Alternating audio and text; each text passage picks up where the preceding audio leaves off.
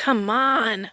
Unity is a web series filmed and edited by Emily Jansen as she lives in her vehicle, traveling the United States and documenting the many other types of alternative living, exposing audiences to the growing change in perspective and lifestyle for a common unity.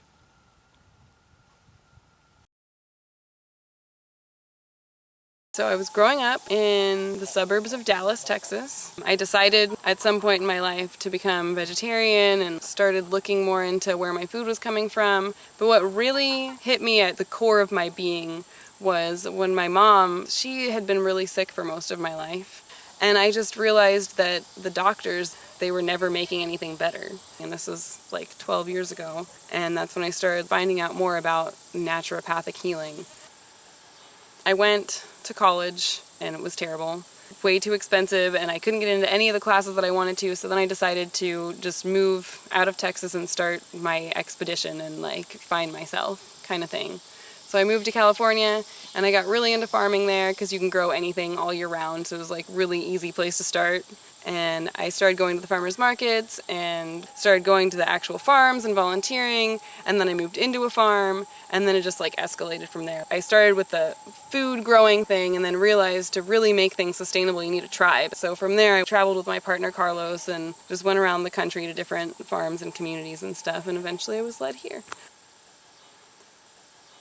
So we came here and we stayed for about a month. We were just really magnetized to what Bunny and Pearl, the founders, what they had said their vision was. And for the next few years, I would always just have these visions of me being here again and this being my life one day. So there came a time where we felt ready to like make the move, and the wholehearted dedication to move into a space and make that land our home.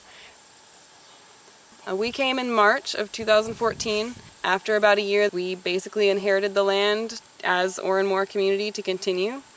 We have 113 acres. We're in the Ozark Mountains of Missouri. I really feel a lot of magic in this place, and I feel like this is the place I'm meant to be in.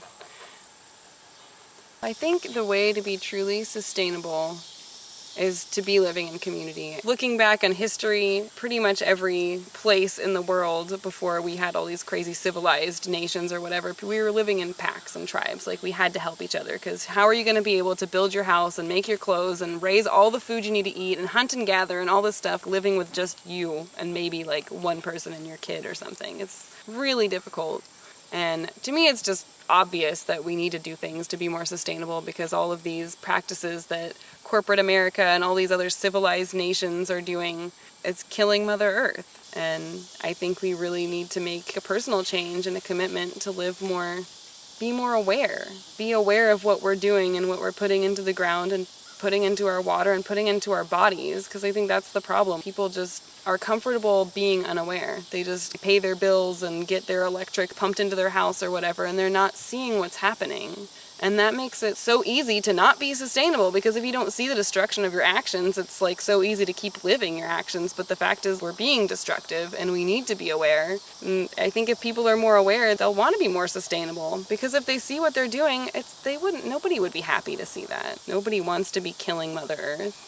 I don't know, some people I guess might, but I think most people don't want to do that.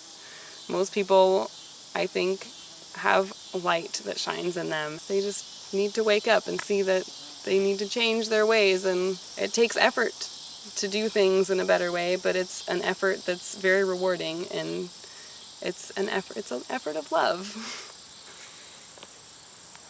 So when I first started making changes in my life, I was living in cities and I was living in apartments and I didn't have much money, and I made small changes. Like, I would contact people with fruit trees in their yard and ask if they were using them, and if they weren't, I would use them. I would harvest them, and a lot of the time they were really happy because they didn't want to clean up their fruit waste or whatever. And like, I was building community in that way by getting to know my neighbors and also being able to feed people with it.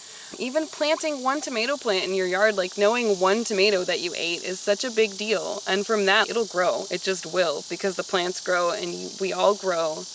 I don't know, I mean, it doesn't need to be that extravagant, but be aware of the food that you eat. Go to the grocery store and look at the ingredients on the box and talk to farms. Go to local farms if you know of them, and most of the time you'll actually get food that's way cheaper than the grocery store.